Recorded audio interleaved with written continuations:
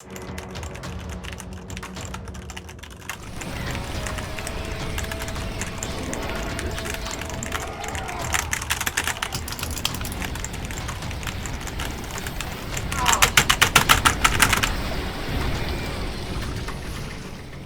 mean.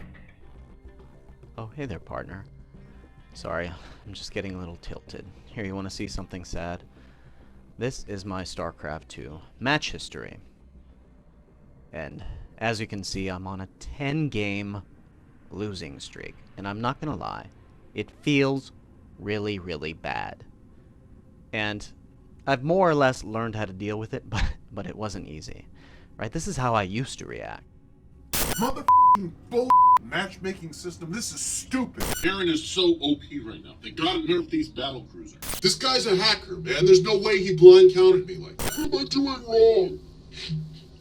This is bad. I'm gonna uninstall. Have you ever had a really bad losing streak? Of course, right? It happens in both games and in life. So maybe you picked a string of losing stocks. Or maybe you went on a series of really bad dates.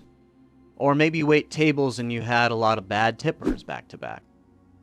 And sometimes, life itself can feel like one catastrophic event after another. And when that happens, we raise our hands to the sky and ask, why me? Am I being punished for the misdeeds of a past life? Is this karma? Am I carrying around negative energy that is attracting all of this misfortune like some kind of super magnet for misery? Partner, stop. Stop it. It's not you. It's not me. It's RNGesus. Or for you non-gamers out there, it's just dumb luck.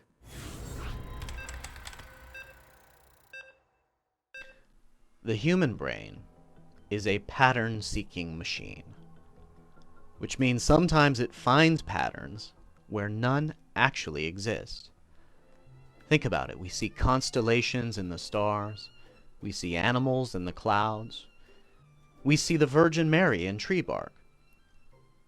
And today I want to convince you that many of the losing streaks that we see in our lives are like this. That is to say, they are illusions.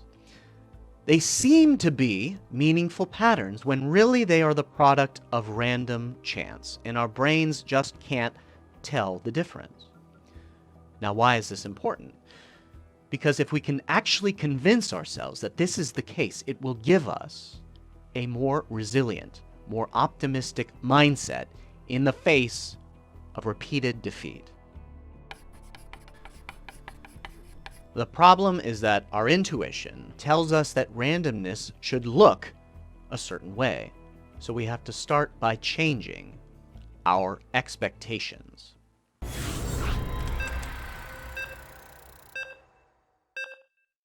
So once upon a time, I went into the office hours of my Intro to Cognitive Science class and started picking my professor's brain about randomness. I said, "Teacher, I think the shuffle feature on my iPod must be broken, right? It can't be truly random because even though I have thousands of songs and hundreds of artists, I keep hearing Johnny Cash and Chumbawamba over and over and over again. What's the deal?" To which he replied, Mr. Roiber, that is precisely what one would expect of a random algorithm.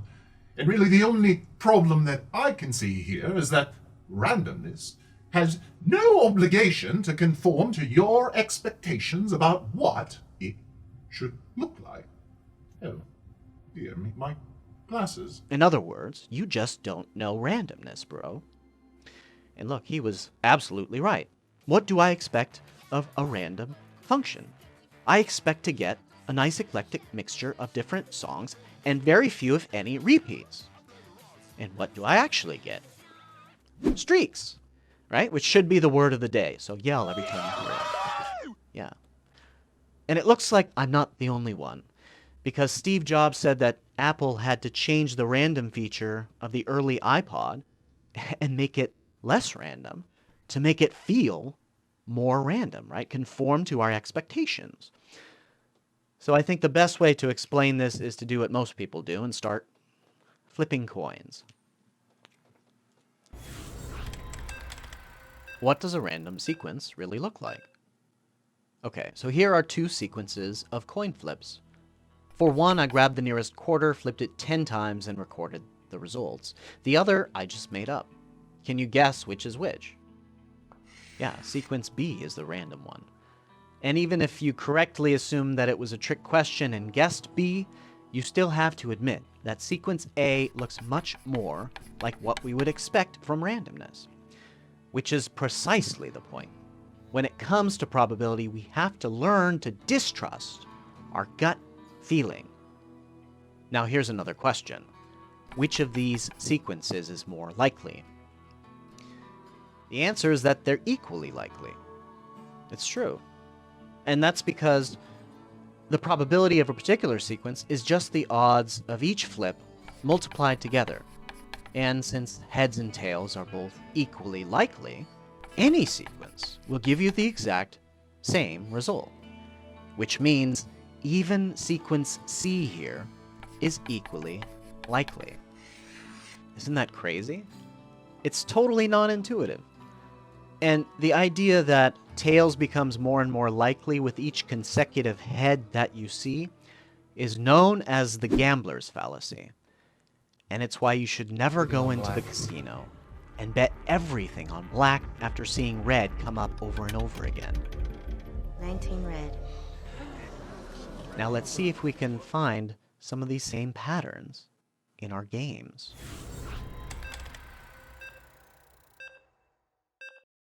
So here is my Starcraft match history.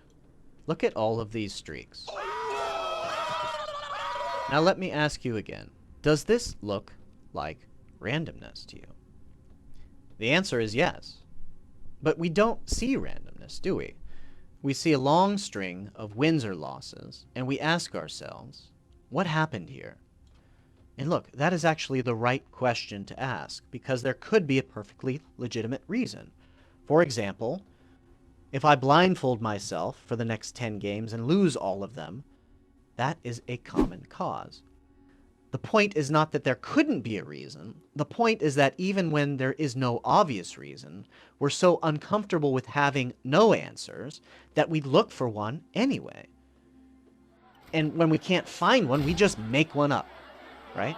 I wasn't wearing my lucky socks. My opponent is a hacker. My teammates are bad. Or I am bad. The explanation we almost never reach is that this is RNGesus messing with our heads. Why? Because that is not a satisfying answer. If it's all random, that means that we never had any control, and the loss of control is what we fear more than anything.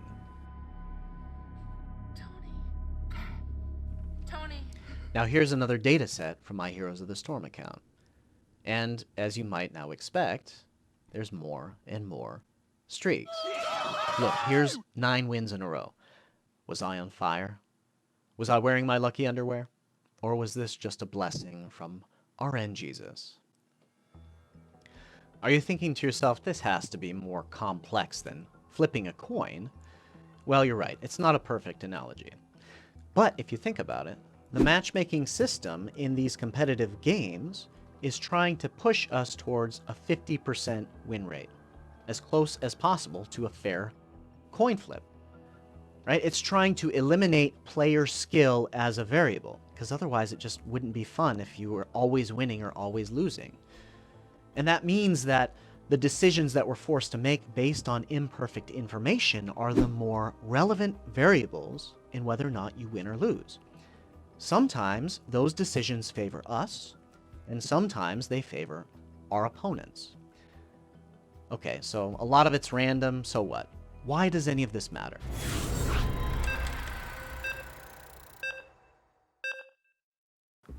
I cannot tell you how many gamers I've run into that are on a losing streak, and it just causes them to lose their minds.